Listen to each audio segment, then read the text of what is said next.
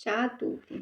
Cerchiamo di seguire nella normalità, anche se la normalità è un po' difficile da vivere in questo momento personale e globale, perché la guerra c'è, è una questione di giorni, i potenti hanno già i loro bunker da nascondersi, di sicuro a loro non succederà niente, saranno i comuni mortali che dovrà fare i conti. Poi per quanto riguarda la nostra faccenda personale, abbiamo entrambi il nodo nella gola. Ovviamente ho scelto di non essere presenti nell'udienza che c'è stata perché tanto era inutile. Cosa va da un'udienza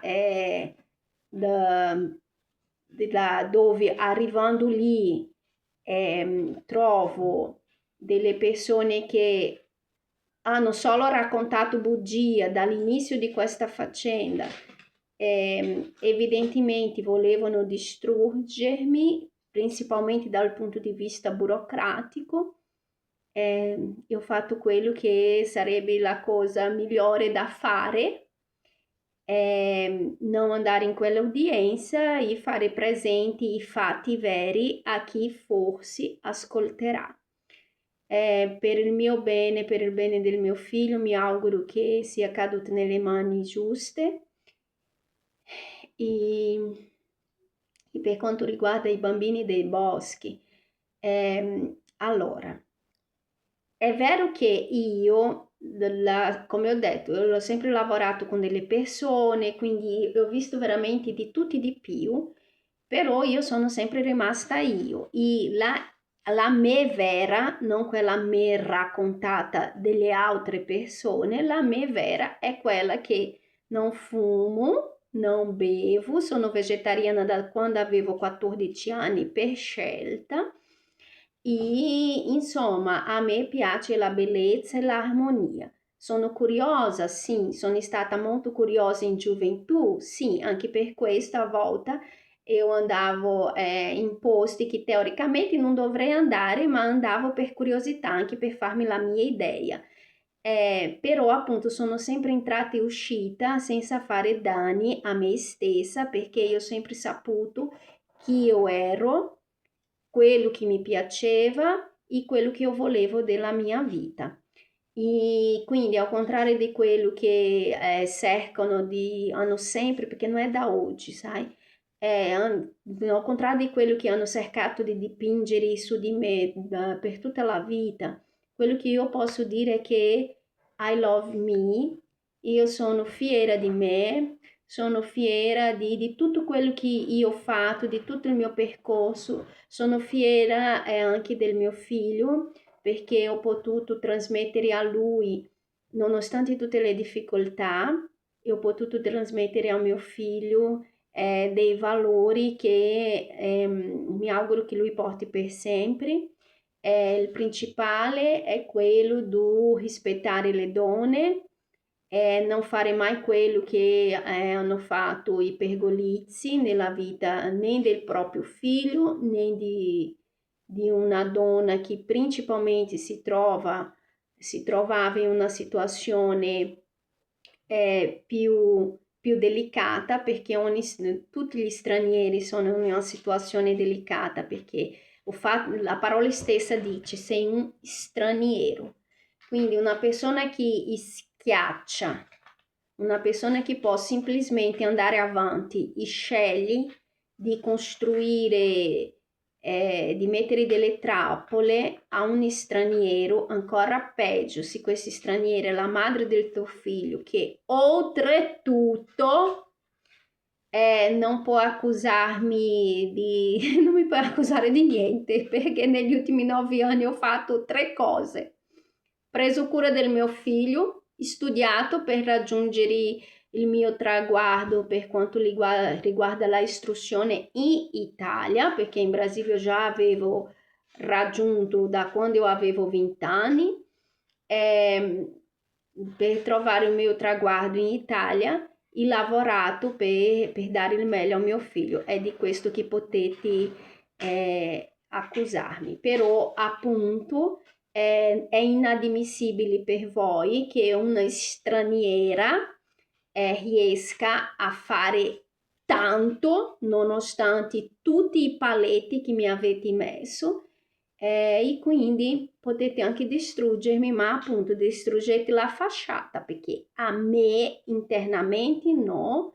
Io anche credo che o mio figlio c'era, o mio figlio ha visto ogni cosa, quindi qualunque cosa fate, non...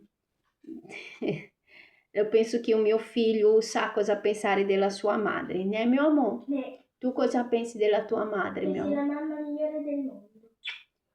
Tu sei il figlio più bello del mondo, mamma è fiera di te, mio amorcino, grazie. Grazie per aver scelto la mamma. Allora, continuando, Cleopatra, sempre lì, né? Che oramai purtroppo tutte queste donne sono state importanti, rilevanti, ci ha lasciato un legato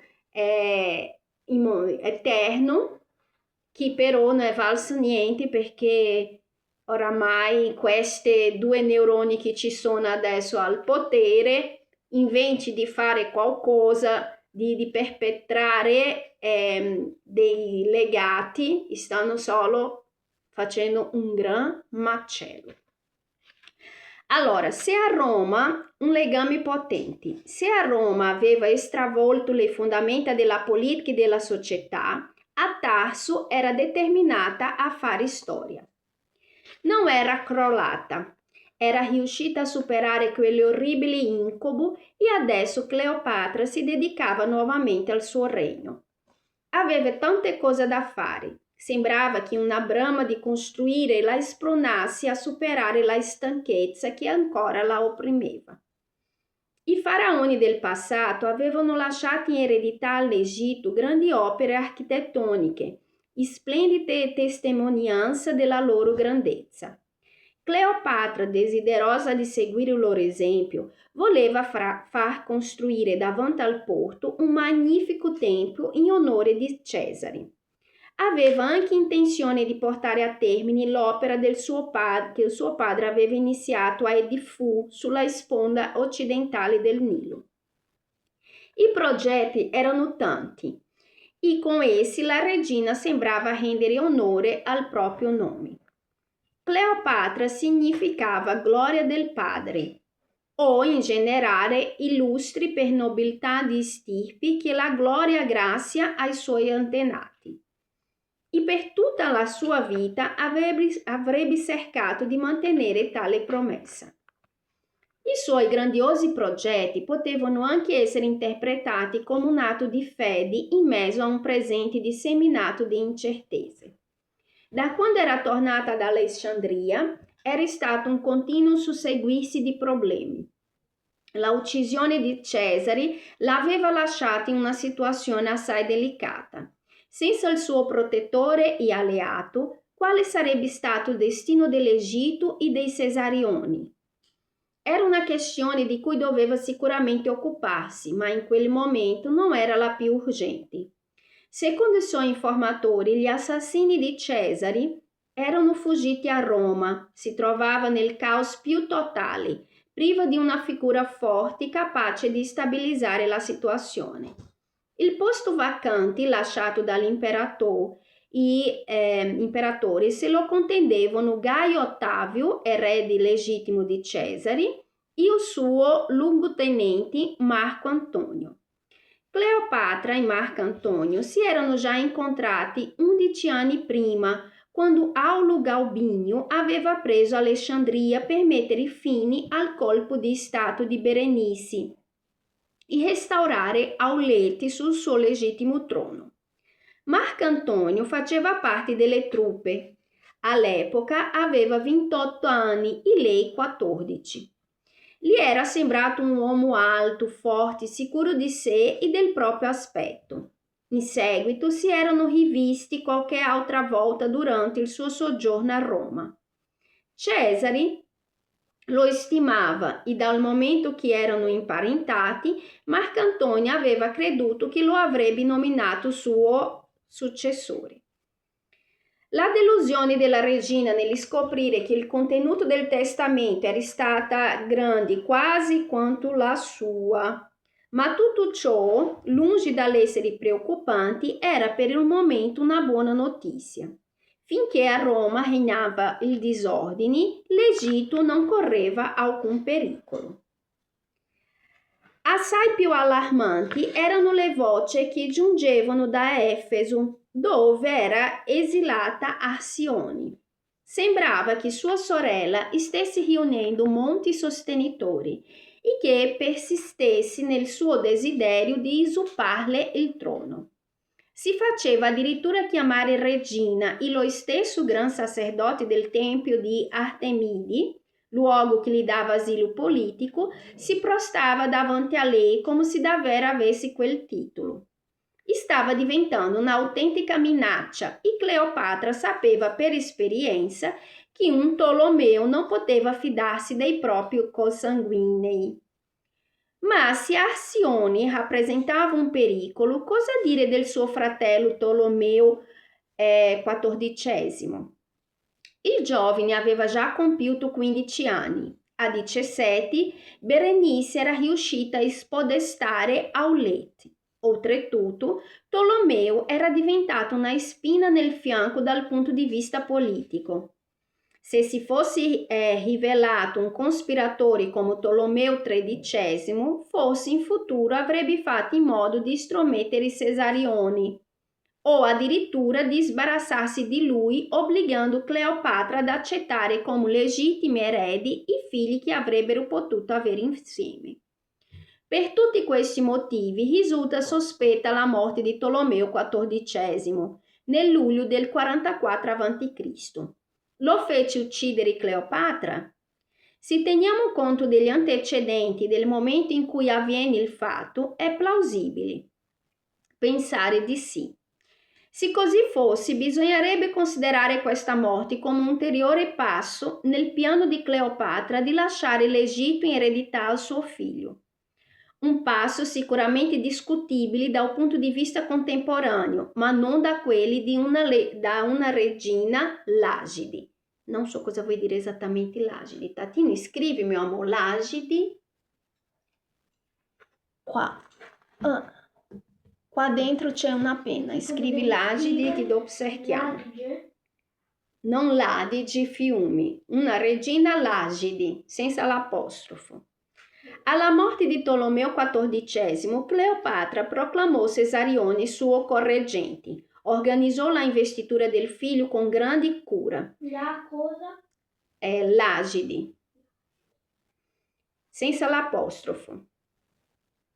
Lagidi, una unica parola. Yeah. Alla morte di Tolomeo XIV, Cleopatra proclamò Cesarione suo correggente. Organizzò la investitura del figlio con grande cura. Il bambino, che aveva solo 3 anni, sarebbe stato incoronato prima ad Alessandria e poi, appena fosse stato un po' più grande, lo avrebbe portato a Menfi, a Tebe, a Hermontis, in tutti i centri del potere dell'antico Egitto faraonico. Lo avrebbe presentato ai sudditi come il faraone che in futuro avrebbe guidato il loro destino. Ma tutta quella macchina propagandistica non era sufficiente. Quindi mandò degli scultori a Dendera, nell'Alto Egitto, dove i suoi antenati avevano fatto costruire un bellissimo tempio dedicato alla dea Hathor. Era giunto il momento di far incidere sulla pietra e per i posteri l'avvenire del suo figlio. Cleopatra non lesinò sui simboli. Ordinò che su una delle pareti del tempio venisse scolpito un enorme rilievo in cui Cesarione doveva apparire in primo piano, con le corone dell'Alto e del Basso Egitto, mentre offriva incenso a Isidi, Horus e Osidi. Lei sarebbe apparsa in una posizione lievemente arretrata. Il significato di quella immagine non lasciava spazio a dubbio. La regina passava i testimoni al suo figlio. Inoltre era anche un bel regalo di madre. e la promessa ai suoi sudditi che i Tolomei avrebbero continuato a regnare assicurando la pace e il benessere dell'Egitto. Mi fermo qua che sono già 15 minuti. Alla prossima!